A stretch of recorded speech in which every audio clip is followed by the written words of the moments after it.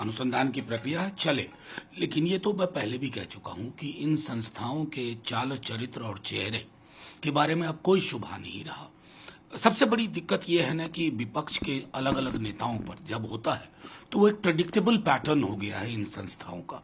इसलिए मुझे डर इस बात का है कि केंद्र में सत्तासीन भाजपा ने इन एजेंसीज को अपना आनुषंगिक संगठन बना करके इनकी स्वायत्ता बिल्कुल खत्म कर दी है। और ये आगे आने वाले दिनों में जब कभी न कभी आप सत्ता में नहीं होंगे तो आप भी इसकी जद में आ जाएंगे, क्योंकि आपने इनके पूरे वर्किंग मॉडस ऑपरेंडाई को कॉम्प्रोमाइज करवा दिया। सर, आम आदमी पार्टी के नेता बार बार ये कह रहे हैं कि जो ये लिकर स्कैम है ये तो सिर्फ एक बहाना है, जो प्रॉब्लम है वो केजरीवाल से है बीजेपी को, और 2024 जो है केजरीवाल वर्सेस मोदी होने वाला है। देखिए, मेरा मानना है कि जनता तय करती है हु वर्सेस हु, और हमारे नेता डिप्टी सीएम तेजस्वी जी, हमारी पूरी पार्टी और हमारे साथ की पार्टियां ये बात बार बार कह रही हैं कि साथ बैठना शुरू करो। साथ बैठिएगा तो एक दस्तावेज बनेगा, लोकोन्मुख दस्तावेज, और उसमें वैचारिकी महत्वपूर्ण है।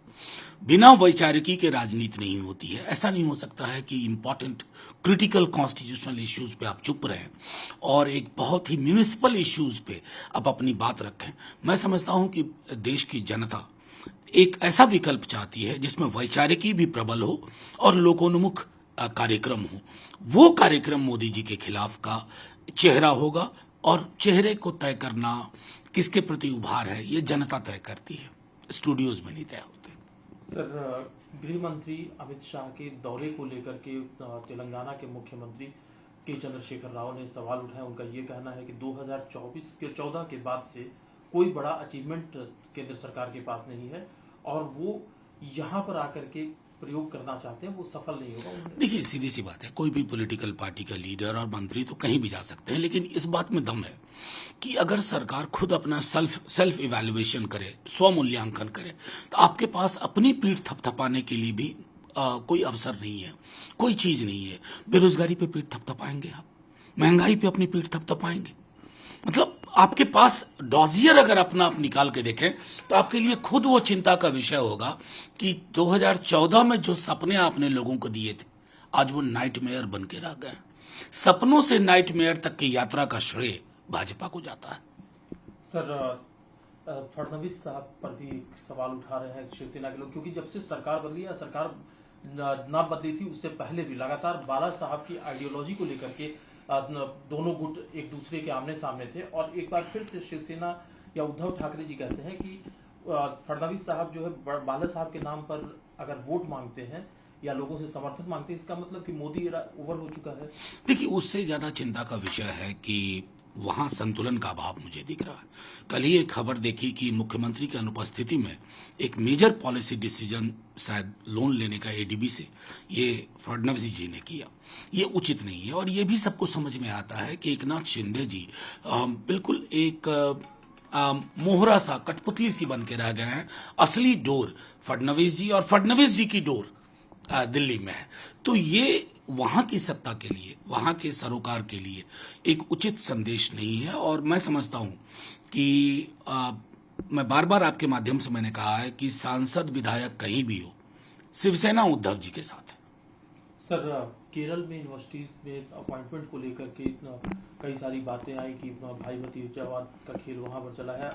वहां के गवर्नर आरिफ मोहम्मद साहब कह रहे हैं कि इसकी जांच कराई जाएगी कि किस तरह से अपॉइंटमेंट। देखिए, कहीं भी, केरल ही नहीं, मैं देश के अलग अलग विश्वविद्यालयों को देख रहा हूं जहां अपॉइंटमेंट्स भाई भतीजावाद में हो रहा है।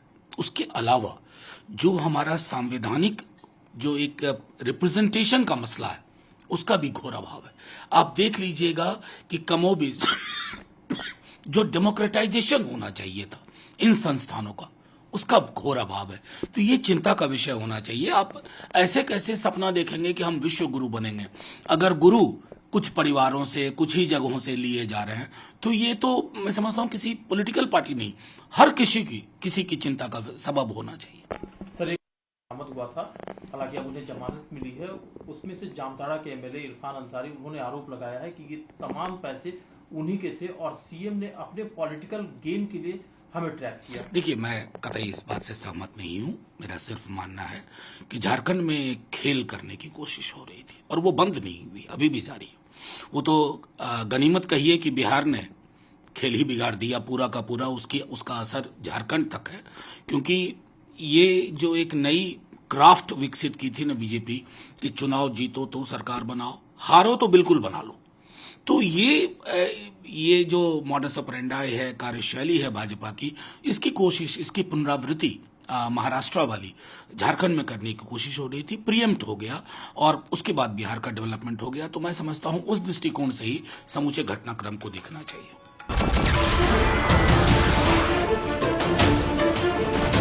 नमस्कार, मैं हूं संदीप चौधरी। अगर आपको ये वीडियो पसंद आया हो तो इसे लाइक और शेयर जरूर करें और हाँ, हमें सब्सक्राइब और फॉलो करना ना भूलें ताकि आप देश और दुनिया की कोई खबर मिस ना करें। तो जुड़िए हमारे साथ और देखते रहिए News 24।